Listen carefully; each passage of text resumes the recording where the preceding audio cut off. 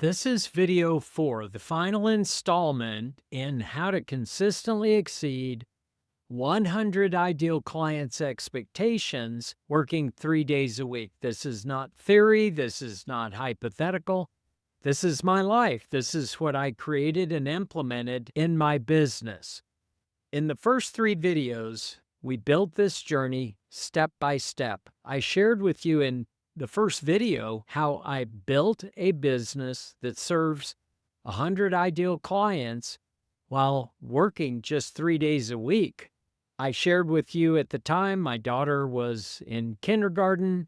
I had been working 80, 90 hours a week. It was really my desire to not miss her childhood that I just drew the line. I said, I'm going to build this new way of dealing with clients, and I'm going to do it working 3 days a week. So I validated this. In part 2, I introduced the crown jewel of this whole process. As I was developing this method, I started doing research on affluent ideal clients, and I discovered very quickly that when you're talking with multimillionaires, there is a complete and total disconnect between what ideal clients want from this relationship versus how the industry delivers it. The starting point for that is this crown jewel that I'm calling a comprehensive written lifetime financial strategy. I cannot emphasize how much this transforms the work that you'll be doing with your clients. For one thing, the affluent multimillionaires think this is happening behind the scenes anyway. And as I've been mentoring advisors for all these years, most advisors will tell me I do have a strategy for every client. And I don't doubt that. The problem is it's not a comprehensive written lifetime financial strategy. Typically doesn't cover their entire lifetime. Typically it's not in writing. Oftentimes it's in the head of the advisor. This document, turns out, will create the agenda for the next 12 months at all points in time in this client relationship. Since it's updated annually, you're continually updating the assumptions and doing course corrections. So every time you meet with a client, you are creating the roadmap for the next 12 months of the client experience. You're going to be dealing with the issues that matter most to the client and that the client is willing to pay the most for. This work product transforms everything because it lays the groundwork for the future relationship. It allows you to do something that no other advisor does in any market. It's guarantee outcomes. The idea that rather than telling a client, we provide these services, could be financial planning, investment management, tax services, estate planning, whatever services you've been providing, by having this comprehensive written lifetime financial strategy executed at a very high level, this allows you to guarantee the outcomes to the client that they want most. Most financial advisors are not willing to guarantee anything. How about pledge or assure the client of anything, much less outcomes, which are the things that they want to achieve as a result of this relationship? In part 3, we added the T. Stage 1 is understanding how to create this comprehensive written lifetime financial strategy. Then in the third video, stage 2 of this process is we added the team structure. Beginning with the administrative manager and the 4 practice management routines that I described in that video, but then expanding into a deliverables team of subject matter experts who are there to elevate and improve the comprehensive written lifetime financial strategy every single year. In this final installment, it's time to focus on stage 3 of this process. How do you measure success? I've bought financial advisory businesses. I have sold financial advisory businesses. I got to admit, I didn't truly dial in to these 3 metrics until I was on the buying side. When you're looking to buy a business from another financial advisor, I was focused on 3 metrics. And so I can tell you with authority, these are the 3 numbers that you need to keep an eye on to show that your business is solid, sound, and sustainable. Metric number 1, Solid. What does that mean? A business that's solid means client satisfaction is solid. How do you measure client satisfaction? It's an interesting question, but I can tell you with authority, there's really only one way. When you're buying a business and you're trying to value this business, there's only one way to measure client satisfaction. It's the annual client referral rate. It's tracking referrals from your clients and seeing that number is increasing. By having a client satisfaction that's increasing, that's a lagging indicator. A lot of advisors say, my clients assure me they are thrilled with the service that I provide. I don't doubt any of that. Matter of fact, the data actually confirms this. Most people, especially number one firms, top advisors, we're talking about top producers, most clients confirm they like their advisor, they trust their advisor. But 51% of that group of multimillionaires also says they're not impressed with the work product and they would fire their advisor and hire a better one if they could find one. That's the disconnect that I feel like my mission on earth is to heal that. And you can do that by following this method. The simplest measurement is your annual client referral rate. It's a simple calculation. You just take the number of referrals that you've received from your clients over the last 12 months, and you divide by the number of clients. That's your annual client referral rate. It should be updated on a monthly basis.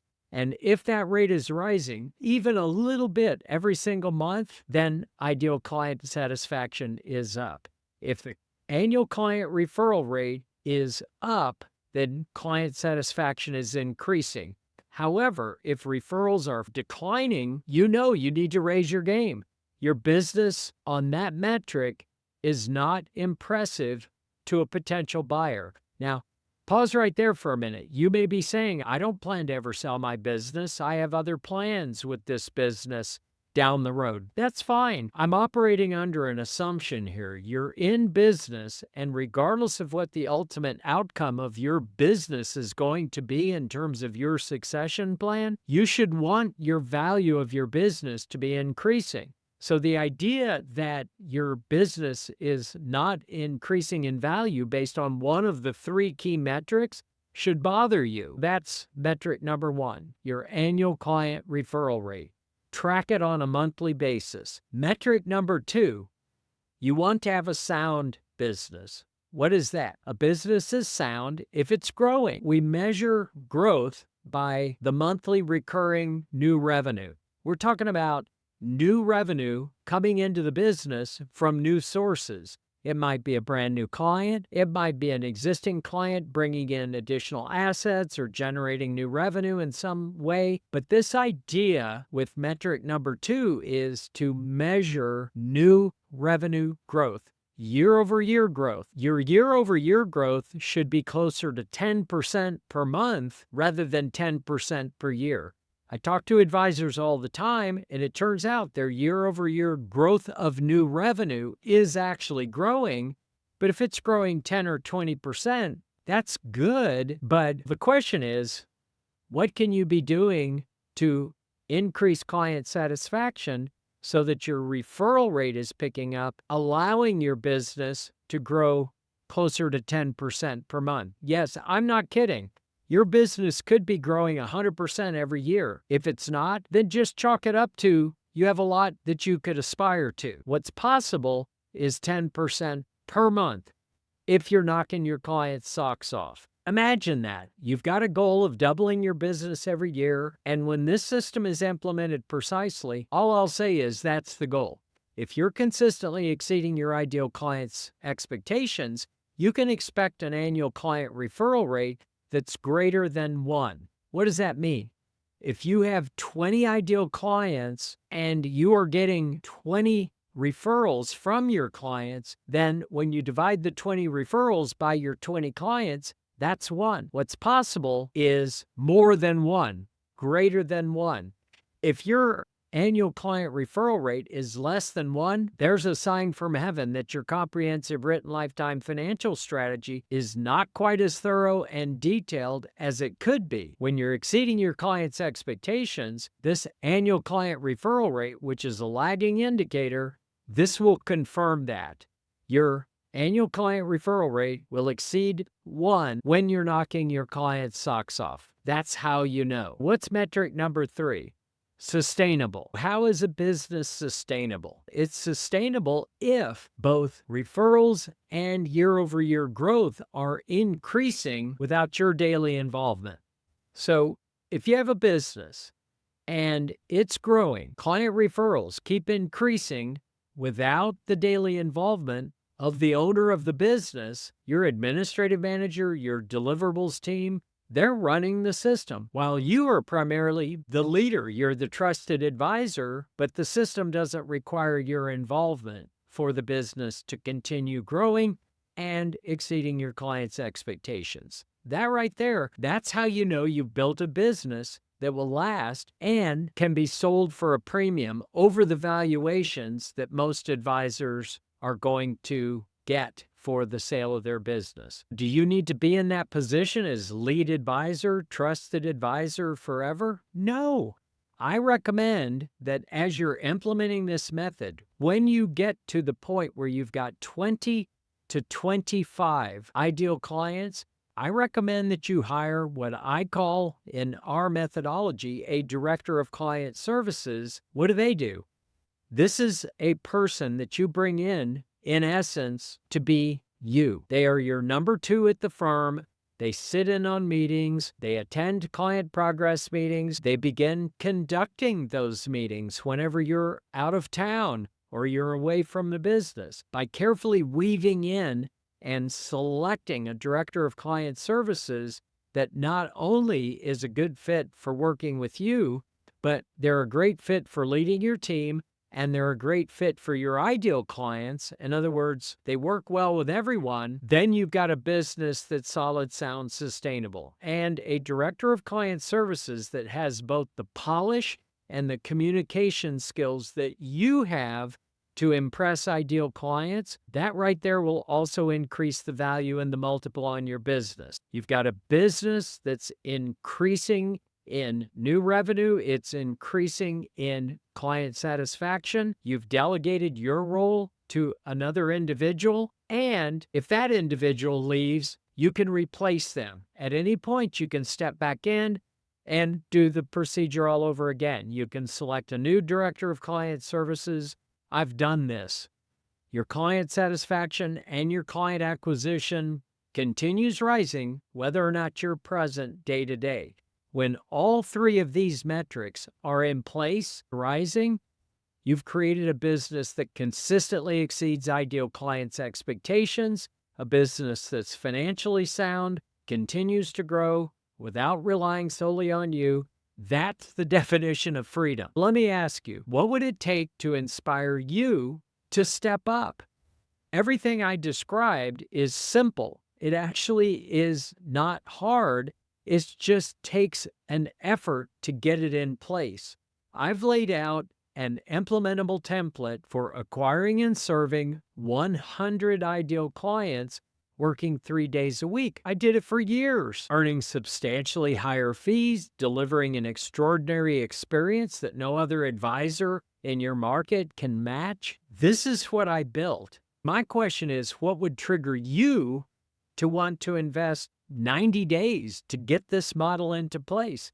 That's where it starts. The purpose of this 4-part video series is to paint the picture, the big picture. It's up to you to step up and begin executing these 3 stages in sequence. If you want to step up, join us at the Mark of Mastery for Financial Advisors. As I keep saying, it's a free program where you can join a community of other high-end advisors with the same objective as you. Mostly top producers, number 1 firms. It's a great community, and this is a group of advisors all trying to accomplish the same thing, trying to fix the disconnect between what affluent ideal clients want and what the industry is delivering. but so that you can scale and exceed your clients' expectations. Also, in the Mark of Mastery, you could give me suggestions for future video topics, things where you feel like you need more clarity. But as a free member, you'll have access to articles, courses, hundreds of videos that I've already created for advisors in order to fix this disconnect that I'm describing, what ideal clients want most. With this system in place, you're in a position to take that frustrated ideal client who is smiling on the outside, trusts their advisor, telling them they're happy, but you can take that individual who's quietly looking for a better advisor. Now you can consistently exceed their expectations, and you're the advisor that is out there in the marketplace attracting all the clients of all the other advisors in town who are not delivering at this level. So don't settle for average when you can build a business that lasts, a business like I've described. We'll see you on the inside.